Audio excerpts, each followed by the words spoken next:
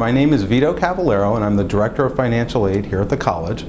My major role is to assist students in the financial aid process, to help them to process with loans and various types of scholarships and grants. That's probably my main function. I also assist students through the housing process. I oversee the housing committee, which helps students to find roommates and to find apartments in the area. And I also assist students in New York State residency, becoming New York State residents in their second year.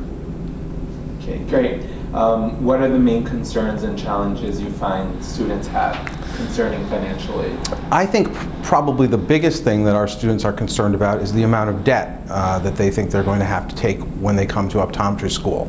So one of the best ways to address this, and one of the most important ways to look at it, is to realize that it is an investment in your life, in the profession, that it is a very good profession, and that you will have an excellent chance of repaying all your student loans and doing well financially after you're finished with it.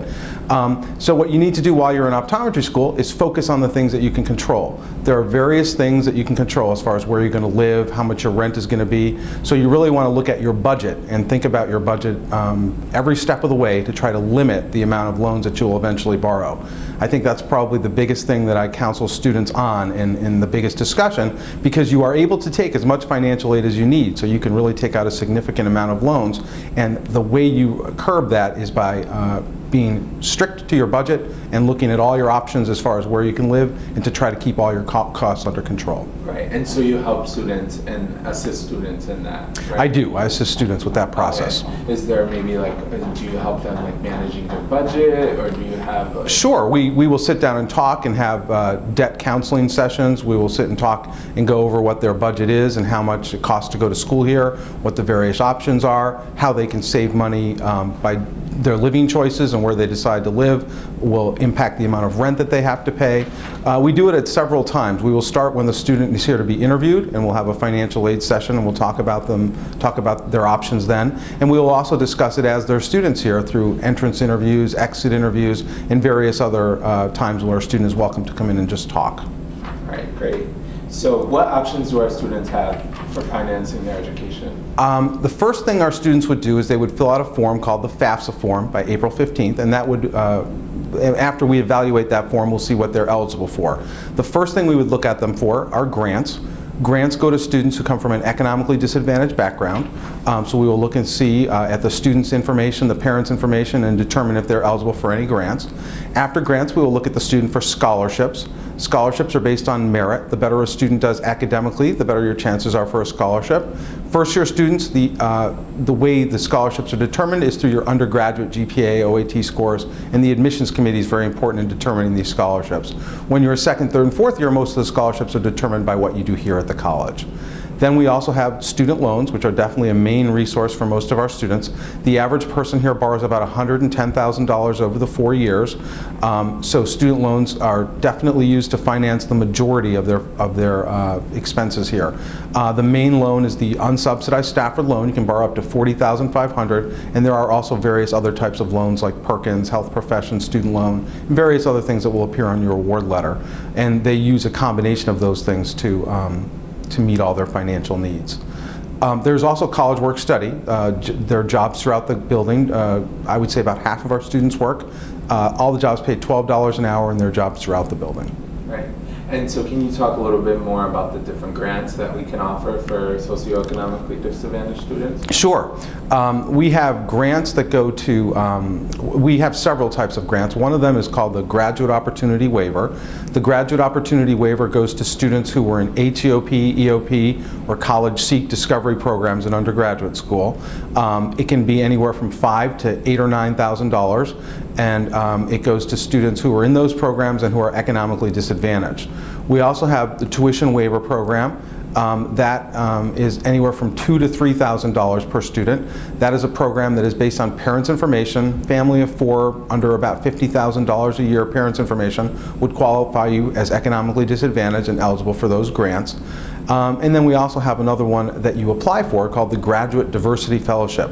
That can be between $5,000 and $6,000, and that is a fellowship that they will pick 20 each year, and a scholarship committee will go through and evaluate all the essays, and the criteria is to be how you've overcome adversity in your life and the diversity that you bring to the college.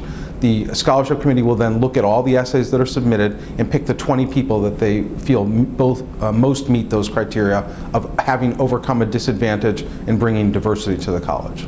Great. And so can students get several of those? Yes, yes. You can get them simultaneously, as well as scholarships. Yeah, sure. If somebody has a high GPA and also gets let's say a $5,000 incentive scholarship, they can get that and combine it with a graduate diversity fellowship, which might be $5,000 or $6,000, and they can also combine it with a tuition waiver, which might be a couple $1,000s. So you can combine things. It just depends on whether you're eligible for them or not, and there is enough financial need for students to be able to combine all those things up to their maximum budget.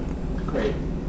And so what advice do you have for students who may be concerned about financing their optometric education? I think the most important thing to remember is that it's an investment in your future, and that there are certainly going to be many different options and many different methods to be able to take out different types of grants, scholarships, and loans. So it isn't, there's never a case where somebody cannot afford to go to optometry school or somebody cannot make it through the optometry program. The important thing is just to keep a sound budget and to try to limit your expenses as much as you can, because the less you can take out in student loans, then the better off you'll be after you graduate. So the real important thing to focus on isn't so much that you can't afford optometry school, it's where can you cut back on other expenses, therefore you can take out less in loans. But even if you did live in Manhattan, even if you were at the maximum of everything, every student would be able to take out whatever financial aid they need. Right. And our default rates are low. Our default rates are very low. They vary year to year. We've had a 0 default rate for a very long time, and we have had a 1% default rate on occasion. So it varies each year. The default rate can switch from year to year depending on how many students are entering repayment, and it's always between 1 and 0. Usually it's a 0 default rate. Right.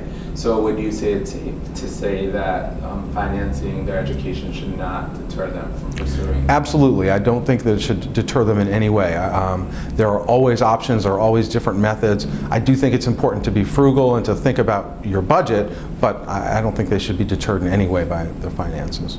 Right. And you're here to help students if they ever have any more questions? Right? Absolutely. I can help students. They can reach me by email, by telephone, and I'm here to help with any parts of the process of financial aid, housing, or becoming a New York State resident. Anytime they have questions, they should feel free to contact me.